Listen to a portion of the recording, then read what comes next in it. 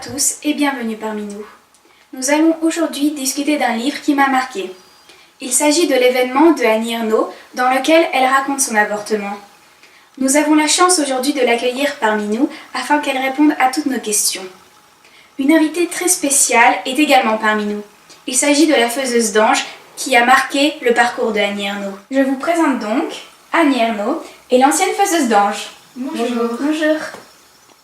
Bonjour Annie, nous sommes ravis de vous accueillir. En 2000, vous avez publié votre roman autobiographique pour exposer au grand jour votre avortement clandestin durant les années 60, à travers un style très original et qui m'a marqué. Je me suis donc intéressée à votre cas et je souhaiterais vous poser quelques questions.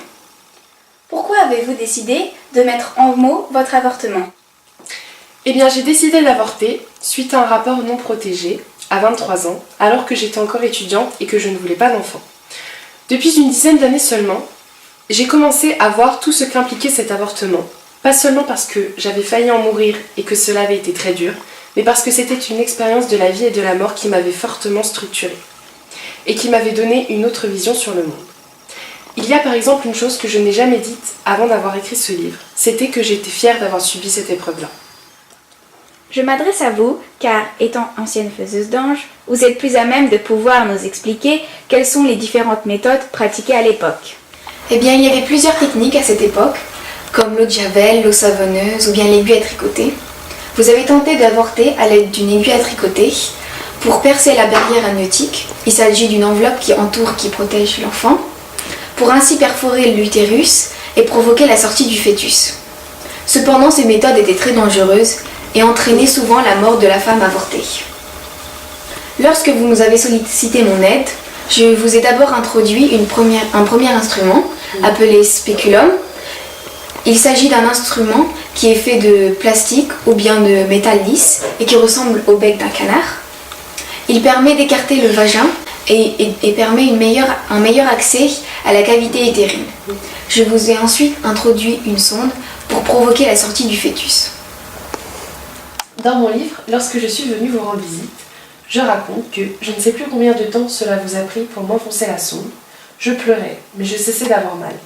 Seulement une sensation de pesanteur dans le ventre. Vous m'avez mis une grosse couche de coton au cas où je perdrais de l'eau. Et n'ayant pas de contraction, je suis retournée vous rendre visite. Et je vous ai dit que vous étiez en plein travail. Effectivement. Puis vous m'avez posé une nouvelle sonde. Lorsque le fœtus est sorti, j'ai coupé moi-même le cordon ombilical, ce qui a entraîné une hémorragie. Si le cordon ombilical est mal coupé, ou si le col de l'utérus est perforé, cela peut provoquer de graves hémorragies. En effet, le cordon ombilical contient une veine ombilicale qui est chargée de sang artériel provenant du placenta et qui se jette dans la veine cave inférieure au niveau de la région hépatique. Le cordon contient également deux artères ombilicales chargées de sang veineux, plus petites, provenant de branches dérivées des artères iliaques et amenant le sang en placenta pour y être artérialisé.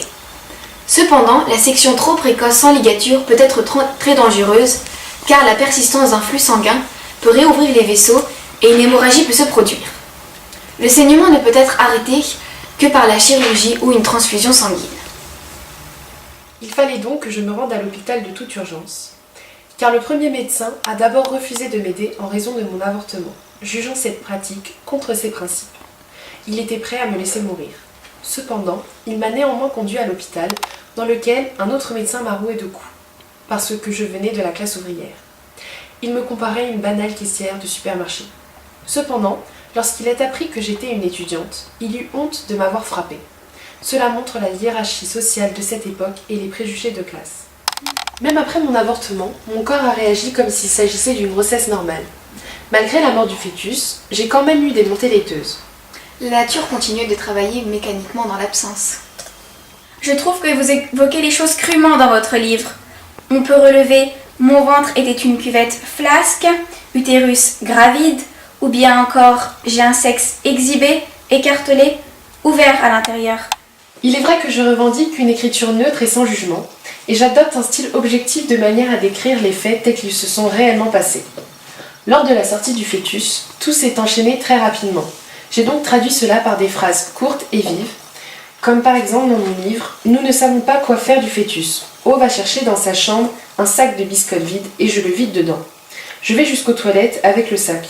C'est comme une pierre à l'intérieur. Je retourne le sac au-dessus de la cuvette. Je tire la chasse.